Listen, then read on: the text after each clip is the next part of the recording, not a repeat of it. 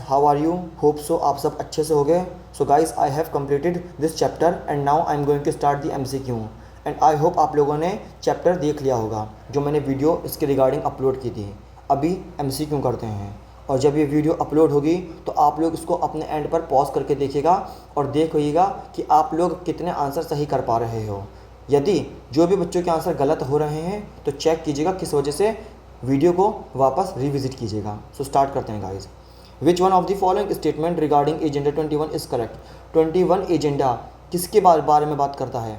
ए, ये बात कर रहा है क्लाइमेट कॉम्बेट के रिगार्डिंग, या ये बात कर रहा है ट्रीटी के रिगार्डिंग कि बैन करेंगे फॉसल फ्यूल को, या ये बात कर रहा है कि एग्रीमेंट की बात कर रहा है जिसमें 21 कंट्रीज़ शेयर करेंगी नेचुरल रिसोर्सेज को. बताइए गाइस.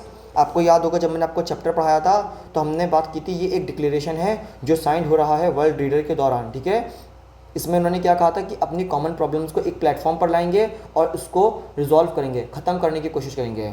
सो वो कौन कौन से थे? एक तो पैंडेमिक था, एक पोवर्टी था और एक डिजीज़ था. The correct option is B. ठीक है. Resources whose quantity and quality has been determined for utilisation are also known as. क्या होते हैं वो रिसोर्सेज? जिनको खोजा जा चुका है, उनकी क्वांटिटी भी पता है, क्वालिटी भी पता है, अब वो तैयार हैं यूटिलाइजेशन के लिए, मतलब अब उनको यूज़ किया जा सकता है. The correct option is C. In which state? In state like Jharkhand, Chhattisgarh and Madhya Pradesh which is primary cause of serve land degradation. वो कौन से कारण है जिस वजह से लैंड डिग्रेडेशन हो रहा है इन जगहों पर? जब मैंने चैप्टर पढ़ाया था तो उस समय पे मैंने आपको एग्जाम्पल भी दिया था स्टेट्स के, कहाँ कहाँ पर कौन कौन से होता है. क्या आपको याद आ रहा है? Mining and quarrying. ठीक है. Which of the following soil is highly suitable for the growing cotton and is also known as regur soil. Regur soil के नाम से जानी जाती है. कौन सी है? और वो काफ़ी सुटेबल होती है कॉटन के लिए. कौन सी सॉइल है? Black soil. ठीक है. ये बहुत लंबे समय तक मॉइस्चर को रिटेन कर पाती है. ठीक. The oceanic resources beyond 200 nautical miles of EEZ exclusive economic zone belong to open ocean. These are the example of. कौन सा एग्जाम्पल है? National resource, community own resource, individual resource. Individual का हमें पता है ये एक इंडिविजुअल के अंडर में आती है जहाँ पर वो प्लॉटिंग कर सकता है, गार्डन बना सकता है, या जो भी काम करे उसकी एक्सेट्रा उसकी अपनी मर्जी है. कम्युनिटी में क्या है? 3-4 लोग आते हैं, आपस में अपनी लैंड को क्लब करते हैं और उसको यूज़ लेते हैं, चाहे वो पब्लिक पार्क्स के लिए हो, चाहे वो बरियल ग्राउंड्स के लिए हो, चाहे वो किसी भी ग्रेजिंग सिस्टम के लिए हो. ठीक है. सो ये दोनों ऑप्शन होंगे नहीं. नेशनल रिसोर्स की बात की थी कि वो किसके जुरिस्डिक्शन में आती है. सो कौन सा आंसर बचा? बी. ठीक है. यहाँ पर हम लोगों ने बात की थी अनक्लॉज के बारे में. ठीक है. मैंने आपसे पूछा भी था इसका फुल फॉर्म क्या होता है. Question number 6. So material in the environment which have the potential to satisfy human need, but human beings do not have the appropriate technology to access them are called. इसमें बात की थी कि हमारे पास वो चीज़ें हैं और हम उनको यूज़ कर सकते हैं, बट हम लोग नहीं कर पा रहे हैं, लैक ऑफ टेक्निकल नॉलेज. ठीक है. जहाँ पर ये बात हो रही थी कि वो जो चीज़ है, जो भी रिसोर्सेज हैं, हम उनको एक्सप्लॉइट नहीं कर पा रहे हैं. इसका एग्जाम्पल हम लोगों ने हाइड्रोजन के बारे में बात की थी. ठीक है. मैंने आपको एग्जाम्पल दिया था हाइड्रोजन बसेस का. ठीक. सो द करेक्ट ऑप्शन इज कौन सा होगा? पोटेंशियल, रिजर्व, स्टॉक और डेवलप रिसोर्स. सो यहाँ पर हमने स्टॉक के बारे में बात की थी. ठीक है. खादर और भांगर किसका क्लासिफिकेशन, किस सॉइल का टाइप है? ब्लैक का है, लेटरल का है, एलोवेल का है, या फिर फॉरेस्ट का है? तो आपको याद होगा जब हम लोग चैप्टर पढ़ रहे थे तो हमने यहाँ पर एलोवेल सॉइल के बारे में बात की थी. और बताइएगा ये किस कैसे बनी थी. ठीक है. कौन कौन से सैडी मतलब कौन कौन सी रिवर्स थी जिनके कारण ही बन पाई. Which one of the following in the main cause of land degradation in Punjab, Haryana and western Uttar Pradesh. कौन सा मतलब किस वजह से ये लैंड डिग्रेडेशन हो रही थी? कौन से वो कॉज थे? Mining, over grazing, over irrigation और डिफॉरेस्टेशन. सो गाइस, ये है ओवर इरीगेशन. ठीक है. जब ग्रीन रेवोल्यूशन आया था सो यहाँ पर बहुत ज़्यादा लेवल पे वो खेती भी होने लगी थी जिसमें वाटर इंटेंसिव बहुत है, बोलते हैं ना कि ये वाटर इंसेंटिव क्रॉप है, तो वो उन जगह पर भी होने लगी थी जो जगह उसके लिए अप्रोप्रिएट थी ही नहीं. ठीक है. तो ये इसी वजह से हो रहा था, over irrigation. So 9. The raining water cuts through the clay soil and make deep channel known as. So ये क्या था? ये जो जब मैंने कहा था पानी ऊपर से आता है, जो चिकनी मिट्टी को फाड़ के वहाँ पर एक बहुत ही उबड़ खाबड़ रास्ता बना देता है, इसी को हम लोग जानते हैं बैड लैंड के नाम से. ठीक है. पता लगा? So the correct option is क्या होगा? Gullies. Okay. So there is enough for everybody need and not for everybody greed. ये बात किसने कही थी? ये बात कही थी महात्मा गांधी जी ने। उन्होंने कहा था कि इस अर्थ के पास इतना पोटेंशियल है कि ये हर एक की ज़रूरत को पूरा कर सकती है, बट ग्रीड को पूरा नहीं कर सकती है। ठीक है, क्योंकि इसका तो कोई एंड ही नहीं होता, ये तो समय समय के साथ बढ़ता रहता है, चाहे वो क्लास में टॉपर रहने की रेस हो, चाहे वो अमीर बनने की रेस हो, चाहे वो खुद को सुपीरियर बनाने की रेस हो। ठीक है, so the correct option is B. Which soil develop on crystallize igneous rock in area of low rainfall in the eastern and southern part of the Deccan प्लेटियो।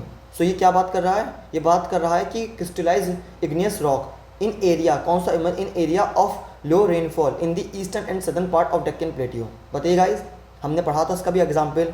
हमने जाना था कि ये जो इग्नियस रॉक होती हैं ये कैसे बनती हैं, बात की थी ना। मैग्मा, वॉल्केनो बाहर निकलता है, ठंडा होता है, क्रिस्टलाइज फॉर्म में इकट्ठा होता है। ठीक है, और इसके अंदर आयरन की मात्रा ज़्यादा होती है। जब आयरन कंटेंट ज़्यादा होता है तो वो रेड दिखती है, और अपने हाइड्रेट फॉर्म में वो येलो दिखती है। ठीक है, red and yellow. So which one of the following is an example of replenish renewable resources. ठीक है, वो कौन से रिसोर्सेज है जिनको दोबारा बनाया जा सकता है, जो ख़त्म नहीं होंगे? कौन से होते हैं वो होते हैं सोलर एनर्जी। ठीक है, और बाकी सब तो ख़त्म हो जाएंगे क्योंकि मिलियंस ऑफ ईयर्स बाद मिलती हैं हमें। ठीक है, in which year was the first international earth summit held in Rio de Janeiro, Brazil? कौन से साल में हुई थी? 1992 में। ठीक है, so what does the term reserve means in the classification of resources? तो ये रिजर्व किसके बारे में बताता है? बताइए गाइस, हम लोगों ने पढ़ा था इस रिजर्व का मतलब है फ्यूचर नीड को फुलफिल करना है। ठीक है, और उसी के रिगार्डिंग इस पे काम किया गया था। The correct option is B.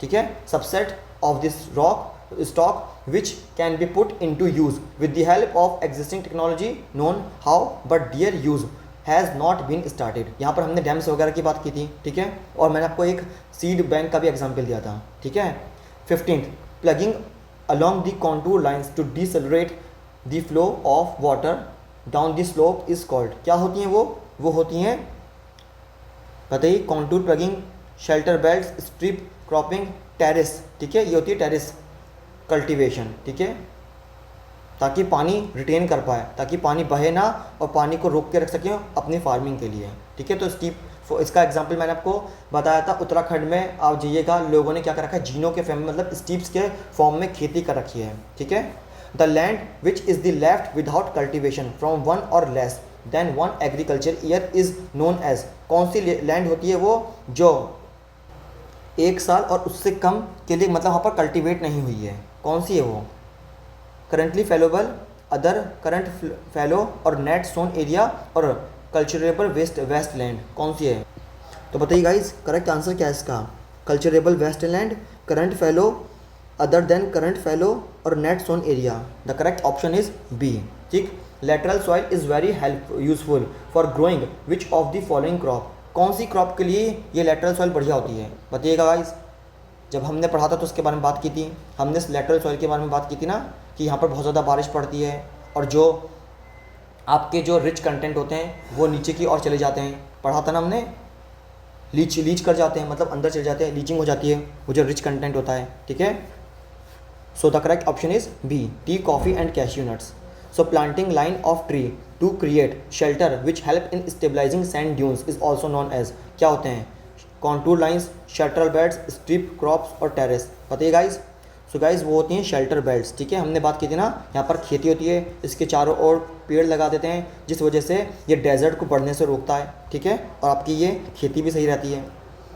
Which state among the following has a very high percentage of its total area net sown area? कौन सी जगह है गाइस? वो है पंजाब। ठीक है, what is the reason behind the red colour of the yellow end of the red and yellow soil? हमने पढ़ा था कि ये जो कौन सा कारण है कि वो रेड दिखती है, ठीक है, और येलो दिखती है। Basically it is just talking about diffusion of iron crystallise and metamorphic rock. ठीक है, B is the correct option.